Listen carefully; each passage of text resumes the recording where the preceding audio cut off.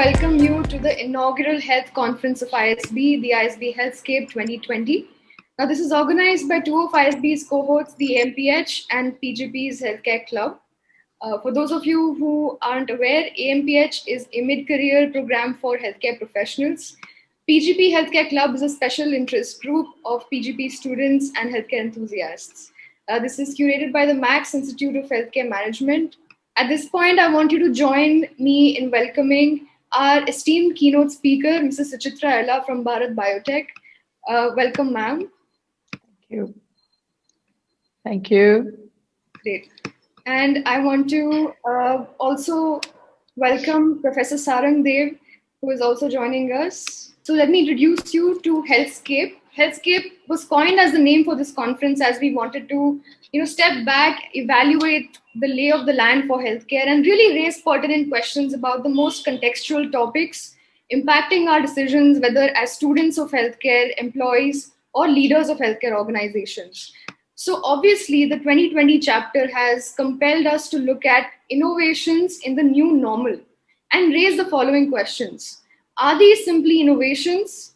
Do they present a compelling business case? Or have they in fact become a necessity? So we'll be looking at all these questions today. And our agenda today includes, it starts with an inaugural address followed by 3 panel discussions.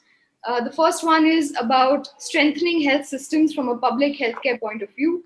The second one is healthcare business model innovation in the new normal. And then finally, we have the future of healthcare going forward. So on that note, let me invite Professor Sarang Dev to set the context of this conference.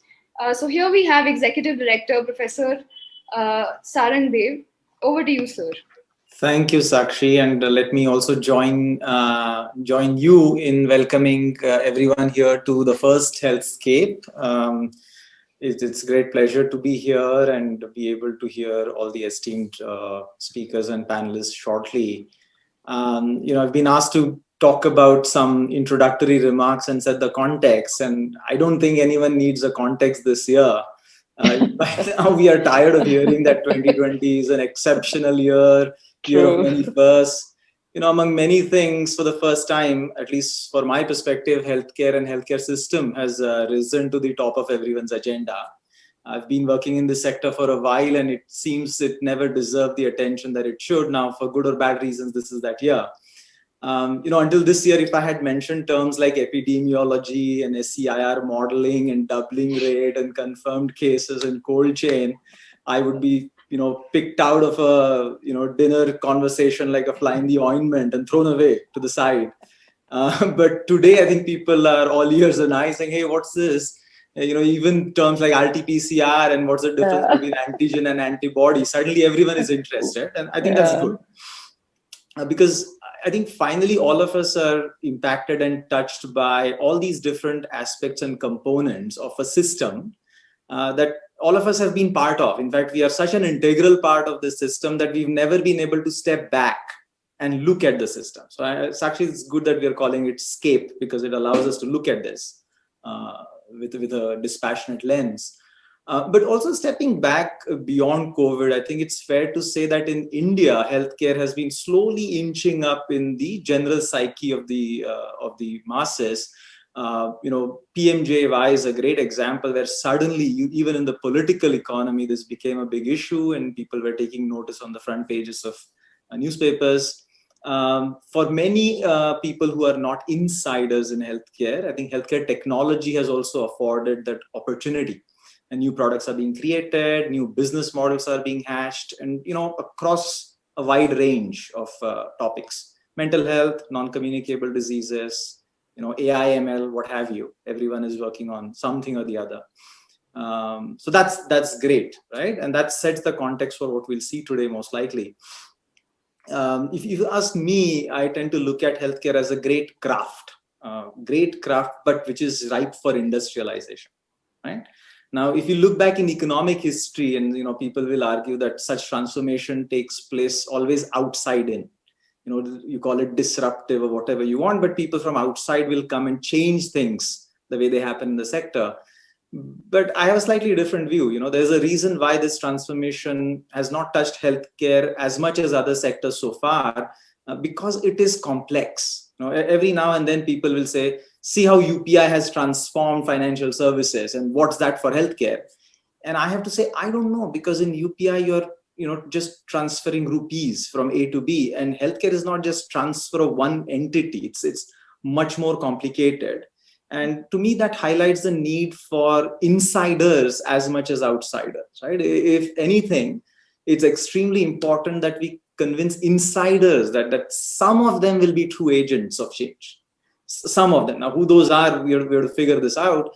And so it feels in that spirit that what we are trying to do today is one attempt to bring these two stakeholders together. The insiders who are curious, looking out, but also outsiders who think they can contribute something in a constructive, meaningful way. And so, as Sakshi said, it's great to see that students from our PGP as well as the advanced management program in healthcare have come together in that spirit, right? Insiders and outsiders. And hopefully this will be one of many things that will come in the future. So, what should we look forward from this event? If you ask me, will we agree, on everything that is said today in these discussions? I'm sure we will not agree. I think that's a given. But will we be forced to rethink some of the assumptions that we may have come into this event with? And I truly hope so. And if we leave today's event with a list of 4 or 5 things that we put down and say, hey, I don't know these things, that would be a great start, right? Because once we know what we don't know, it becomes natural for us to sort of then start looking for and discovering answers to those questions. And this applies to, whether you're a freshly minted engineer or an MBA looking into healthcare, or an industry veteran who, the moment someone walks into their office saying AI, ML, you sort of, close your eyes and ears. So maybe it'll open up vistas for everyone. Yeah. As Sakshi said, we've got a great lineup of speakers and panelists, starting with Miss Ella. I'm very keen to hear what she has to say, especially in this day and age and time, for obvious reasons. So without further ado, I'll just hand it back to Sakshi. Or Sakshi, all yours. Thank you, and I hope everyone has a great time. Thanks a lot. Thank you so much, Professor Sarang. As you rightly pointed out, you don't know what you don't know, and that is why we're here today, bringing change makers together, whether they're insiders or outsiders. So beautifully put, Professor Sarang. Now, it is my great pleasure to introduce our keynote speaker, Mrs. Suchitra Ella. She's the co-founder and joint managing director of Bharat Biotech International Limited. A student of economics and philosophy, she's a first-generation entrepreneur who plunged into her startup journey in 1996, and her leadership and commitment have helped foster a strong and sustainable growth at Bharat Biotech. Today, the company is one of the pioneers and leading innovation-driven manufacturers with over 130 global patents, 2,000 employees, exporting to over 100 countries, and more than 4 billion doses of vaccines distributed to public health space. So after the success of typhoid and rotavirus vaccines, it is obviously that we all know is the front runner in leading the COVID vaccine manufacturing efforts in India. Now, besides business responsibilities, Mrs. Suchitra Ella has maneuvered multiple roles in various professional, academic, and non-profit organizations, including being the founding and past chairwoman of Indian Women Network, founding chairman of CII, founder and president of CEO Clubs India, and she has served on the boards of United Way India and ISB's Well-Wisher Trust. Dear Suchitra ma'am, I know it's a very exciting period at Bharat Biotech with 64 envoys visiting yesterday and the preparations underway. We're hoping you can throw some light on the latest updates in the Bharat Biotech rollouts, and wherever appropriate, please enlighten us. Over to you, ma'am. Thank you so much. Am I audible now? Yes. Am I audible? Okay. Thank you so much to Sarang, to Professor Sarang Dev, and also to you, Sakshi. This is a wonderful moment for me. I recall the days when the ISB was just founded and was breaking ground in Gachibowli. in Hyderabad, and also when it was inaugurated, and then the batch, the first batch came out and everything. I mean, it's like unfolding. It was a journey that was unfolding right in front of my eyes. I also probably traveled the same time frame in Hyderabad, relocating from the US in 1996, 98 was a transition for us. And maybe I kind of like shared that little journey with the ISB, with a very nice connect in the form of putting together the IKEA network for the Gachibowli campus. Now I know Mohali has come up, and I know Kumar is there, and all of them who have been dear friends and well-wishers of Bharat.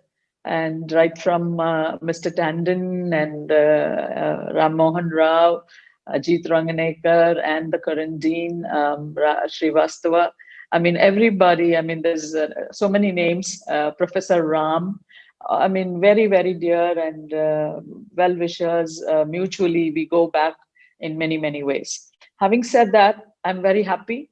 In fact, I was asking Kumar on a lighter note, am I eligible to be a keynote speaker? Because I was not sure if I could do this. And Kumar said, no, you are, and you can, and you should do it. And I said, wait, am I that old to you? Maybe because of the long years of being, seen and heard in Hyderabad. And Kumar and I again have a CII Connect. So all these things. So I said, then he said, no. You. I said, I'm not that old enough. And he said, no, you have to do it. You're young and you have to do it. And you have so much to maybe bring into perspective, especially with this situation that we are in right now. I wouldn't agree more with Sarang, as he pointed out, in terms of the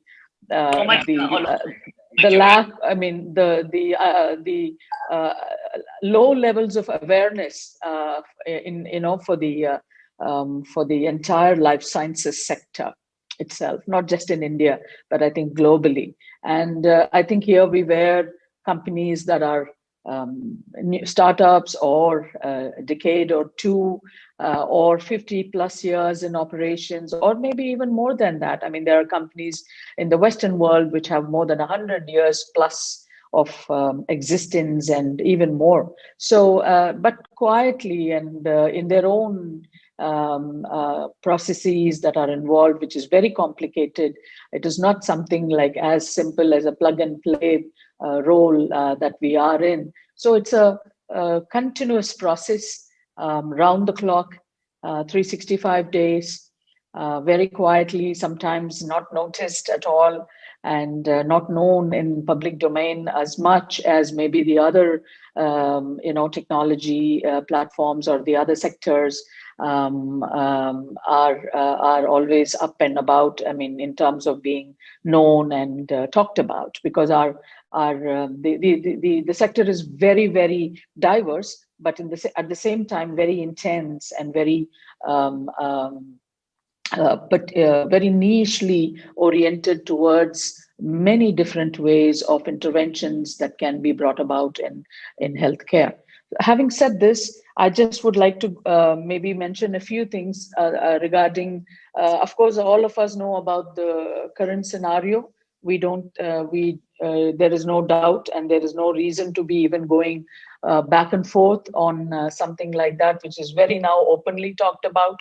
As again, Professor Sarang mentioned that, this is like on the tables of many, of many institutions and countries, the conversation table, this is where it's all starting and also maybe ending more than anything else. I mean, this is the current hot topic that is going around. So I don't think I need to spend more time in going back into those aspects of this current pandemic. But one thing the pandemic has taught us very clearly and very, a kind of it's scary a little bit, but at the same time need not be worried, because today we are well equipped in terms of how we could handle something like this Maybe 100 years ago, it was probably not. So after the Spanish flu, which was acclaimed as one of the biggest pandemics that the world had ever seen, I think today the COVID-19, this issue has brought that, and if not more, attention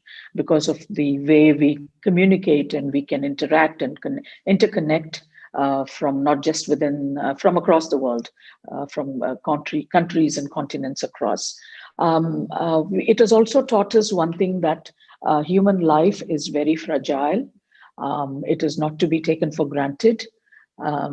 Nature is quite disruptive in its own way, and I think that needs to be understood in the right context. And we just need to be a little cautious in the way we deal with nature and how we treat the environment that is around us. Pandemics or the viruses are going to be there. They've always been there. Today, I heard a veterinary science academician who has spent all his life in the veterinary sciences, who was mentioning about how a certain SARS coronaviruses are present in different animals. And he just raised a subtle point by saying that some of these viruses have been traced back to more than 15,000 years of being in circulation in these animals and in the systems that we are around. And today we live in a world where we are also very closely connected to the animals. I mean, the small animals and also the livestock, with farmers and the ecosystem that we are in the agriculture space. So I think we are in contact, we do come in contact with many of these zoonotic viruses, as they are called, because zoonotic meaning another word, life sciences terminology, which means that viruses which are there in the animal systems, which then can infect another animal species, or could also directly come on and infect the human species. So an example for me just to say on this would be the rabies. The rabies virus is a zoonotic virus, which all of us know because it's very prevalently known and talked about, and also people are affected by it, especially. So the canine population around the world has this virus in them, and then it just gets, when there is a infected rabied canine out there, which then comes in contact with a human, then there is this infection that the virus gets into the nervous system of the human being, and it's a very dangerous situation where even it leads to death in cases if it is not treated or a vaccine is not administered in the right time. Having said all this, I don't mean to scare anybody. That is not the intention. But I just would like to share our journey as Bharat Biotech in the field of life sciences, and especially in the field of vaccine development, and what we have done in this country for the last 25 years. I'm very happy to share that we are 25. This is our 25th year as well, being in India. And Krishna and I relocated back to India from the US in 1996. We have had a passion to develop. The vision was very simple: to develop technologies that could be made available in the Indian continent, first subcontinent, at very affordable pricing, and also at the same time adhering to the quality standards which are internationally required. So this is how the first product was launched by us, hepatitis B, going back to 1998. And then the journey went on with bringing in many other vaccines and interventions for infectious diseases, particularly from the developing world, because we felt that was very important, that we, as technologists, coming from a background of science, research, training, and teaching, not me, but Krishna, my husband, and my co-founder in the company, coming from a background like that, we at that point of time felt that there was a huge gap in the way we as a country had the um, uh, uh, medium to to take on to the opportunity that was available, and also the challenges at the same time. So the challenges in the country were such that it was a lot that could be done in this space, and we felt that there was, for a country with a population of 1 billion plus, we cannot just afford technologies, importing them from elsewhere, and it becomes just impossible. Maybe for 10% of the population, maybe it is, but even for others, some of these vaccines can get to be very expensive. When you can, I mean, if you look at it in a dollar value, you're looking at, say, $30, $40 a vaccine. There's also a vaccine for $100. I'm not now. I mean, since even 20 years ago or 15 years ago. So this kind of economic, a monetary aspect of having high cost of vaccination, especially in the public healthcare system, for a country that is so large in its population, is something impossible. We have a 27 million birth cohort for India each year, which means, in plain words, 27 million babies are being born in India. So times 4, if you would, normally do it, it's a billion. It's 100 million doses of vaccines that are required for just the children that are born each year into this country, and not just one vaccine, but maybe 15 or 10 or 15 different vaccines that have to be given to these infants when they are born. So that is how, that is the nature of the entire space of vaccinations and immunization that is there globally. And all the institutions across the world have come to a large consensus in terms of how each country should tackle its own public healthcare system, the availability of vaccination, the distribution of vaccines effectively, and also the affordability. When the government cannot buy it, or there are certain vaccines that the government does not buy under the universal immunization program, then it is also offered in the to the public in the private markets, through the private markets. So that way that there is enough availability of these vaccines, many of which are life-saving for these young children and adults as well. We have, as I said earlier, our journey started off very, very small. We were startup entrepreneurs in 1996-98 with a small investment of about $3.5 million.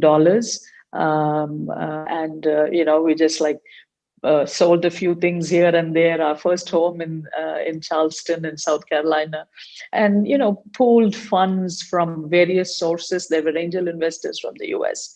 All that is another story on entrepreneurship maybe.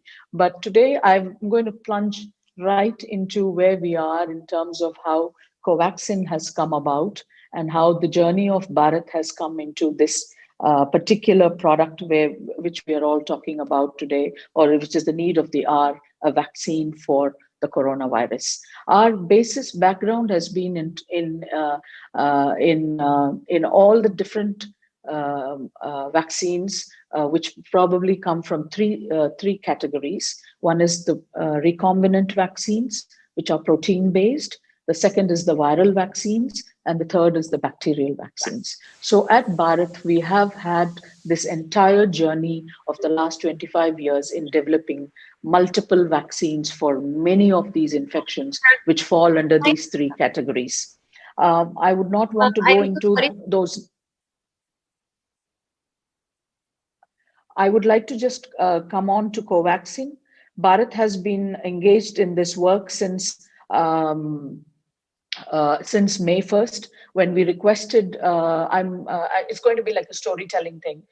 We requested the National Institute of Virology, the ICMR lab in Pune, to enable us to get the strains, the SARS-CoV-2 strains, which was available with them at that point of time, because they were doing the RT-PCR testing.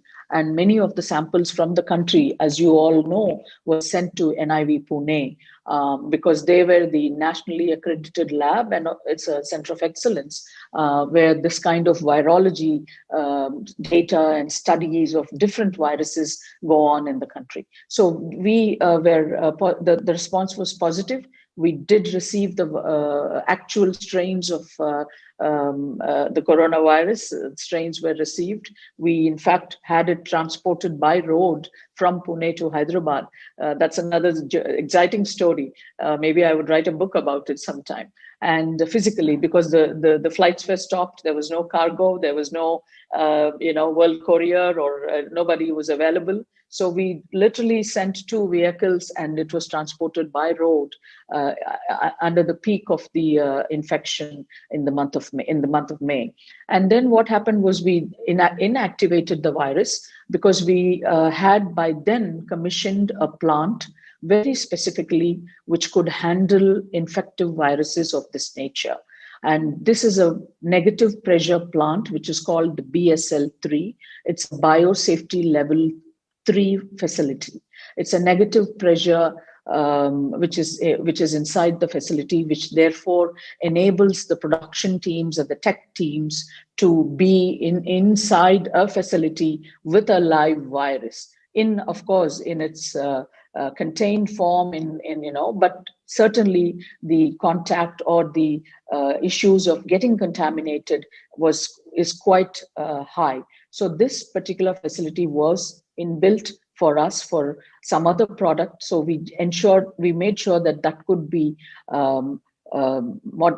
just taken over, and we inserted got the coronaviruses and the SARS-CoV virus material into this facilities which were already in place and functional, and then inactivated it, so that from there on we could work with the virus in making it into in an inactivated form, so that it was not as virulent and harmful to all our production and tech teams, to work along with it side by side, and then convert it into a potential vaccine candidate as a whole virion vaccine candidate itself. So we are working with the entire virus as it is. It is not a spike protein, or it is not the DNA or the or the RNA portion of the virus, which is now being talked all over the world in terms of how the different technologies are being played out. So we have used this technologies because we have had a history of about 6 other vaccines which have been developed in the same platform. So we were very confident. This is a very classical method world over. Polio is an example, so I don't have to elaborate more than this. Polio is given to millions of children across the world every year, and it has proved that the safety and the efficacy of the platform is proven. And so we chose to go with this proven platform because of the paucity of time we had in hand, and also the facilities that we had, which we could then very easily adapt it and then work on it and ensure that we could make a reasonably good candidate for the vaccine. Then what happened was after we developed the potential material, which is formulating it and then giving it the connotation of bringing it into a liquid form. And then these doses were administered into animals, in small animals, which is again a protocol-driven process. These are GLP processes world over, and this is how testing has to be done for any new product or vaccine in the healthcare segment, especially for human health. Whether it's a molecule or a vaccine, it's one and the same. So after these animals were given the potential vaccine candidate, safety was tested in the animals. And after a month or 2, I think within 60 to 75 days, we had the animal data in hand, which proved safety, which is the first and only criteria required to go into human testing. So we then later on we were encouraged to go to present this data to the Ministry of Health. The National Regulatory Authority is the Drug Controller General of India for any of our products that need to be put into manufacturing scale or also to be licensed. So this is the process that we follow as not just a company, but the entire industry does it in India and also in the world. They have, every country has its own NRA in place, which stipulates the policies and the guidelines for vaccine development or new molecule development. So we then went on to get permissions and started off on the human phase 1 and phase 2.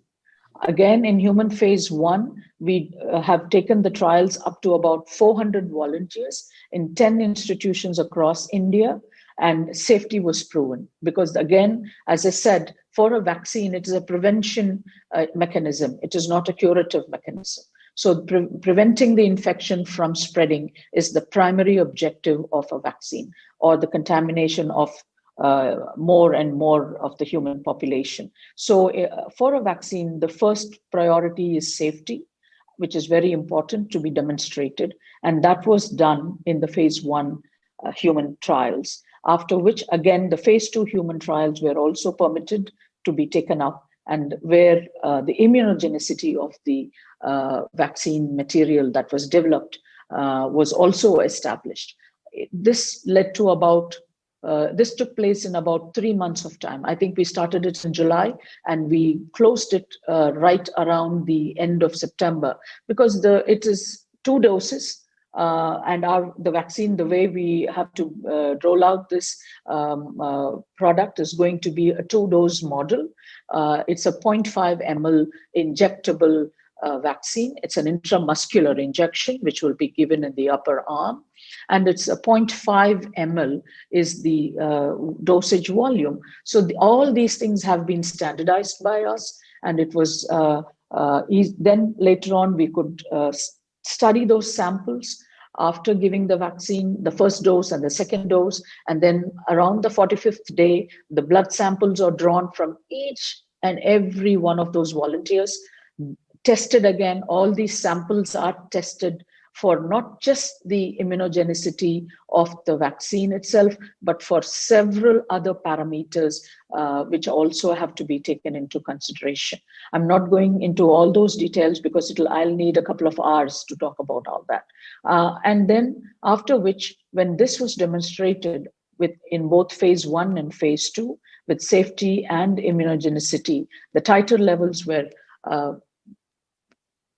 absolutely on par with what is required internationally, which is a 60% plus in terms of what is required for a normal vaccine to be introduced for any infection for that matter. So we ensured that that was there, and we are now have then approached the NRA again to take it up into a large scale efficacy data to study, human phase 3 study, which is being conducted now, started I think on November 16th. This is going to be in 25 hospitals, institutions, medical institutions, enrolling close to 26,000 volunteers across the country, literally panning the entire country, north, south, east, west. It is an open trial, community-based trial, so there is no other restrictions unless the PI at the hospital finds a volunteer not suitable to be a part of that study group. It is for the investigator to decide that, but a normal volunteer can enroll themselves about 18 years of age, and I think up to 65 or 70, they are enrolled into this. And it's going to be another large trial, which is again for the first time in India that is being conducted. So all these things go to show that molecule development or vaccine development for us in the past has been 10, 15 years. I mean, I'm speaking out of personal experience. I can quote several of my vaccines. which have taken that amount of time frame. But all this is happening for the corona vaccine that we are talking about. We are looking at 9 months and under, or a year and under, if and when the data is good, it is proven to be safe and efficacious in this large segment of the population, which is on par with all the international guidelines that have to be kept in mind. So there's no such thing that India has a different set of rules and guidelines, and other countries of the world which are developing vaccines as well have something else. I just would like to tell the audience that almost all of us manufacturers in the life sciences sector either have WHO approvals, which then you know what I mean, which again is completely endorsed by the entire world. Or if we have a market in the US, then we go through our products and the facilities through a US FDA accreditation. So that means these are by and large now universal guidelines that have been set forth for any life sciences manufacturing product company. So these things are very standardized now. It's universal. And once we have this data, we are going to have the courage to go back to the NRA and say that, show the data to them. After 60 to 90 days, I think it's going to take us to pull in all this 26,000 volunteers, the data that comes out of this huge trial. And this is going to be presented again to the government, to the Ministry of Health. And I'm hoping that, and I'm really hoping and I'm wishing that there should be a positive feedback, analysis of this whole thing happening. And I'm hoping that the results will be good enough, not just 60, but it can go above that as well. I can't predict anything because there is no mathematical calculations in life sciences. I would like to just also say this because there's no such thing as an equation. There is no such thing as A plus B gives C, or 1 plus 1 is 2. Not in the biological sciences. There are times when our batches get thrown out. The same process, the same machine, the same inputs went in, the same processes were used to make it for 72 or 90 hours or 4 or 5 day cycles of operations. But then there are times when we throw out batches because we don't know that somewhere the QC fails. It fails in the QC tests internally, because vaccines have a shelf life of 2 years. So you can imagine how intense vaccine research and vaccine quality control methods are world over. So with these set of complications and the challenges that we have in developing a new vaccine, and especially in the time of a pandemic, I don't know, I may not see this again in my journey, but this is probably the biggest or the best opportunity that we have had as a young organization, and as being in the public healthcare system, to be able to put forth something all less than 12 months. It's unimaginable. We did it once before for the H1N1 pandemic, and we were able to manufacture the vaccine for the government's requirement. At that point of time, we did not have the strain here in India. It did come from the CDC Atlanta in the US, and we, as 3 manufacturers in India, were asked to produce the H1N1 vaccine. We did that, but that was in smaller volumes. But this is mind-boggling to have 1 billion doses. Not any single company in India would be able to bring about that kind of volumes. At the very first day, it's going to be staggered. It's going to take a few months, or if not even the whole year, for us to be ready with the volumes that we need as a country. Our country is different in terms of its geography, and it's the numbers that we are looking at is just impossible. I know we do polio, which is close to about 200 million doses, which we ourselves supply to the government of India. Those numbers are doable because it's also done throughout the year. and it is given to children in phases. But a pandemic scenario also requires a lot of timelines to be kept in mind.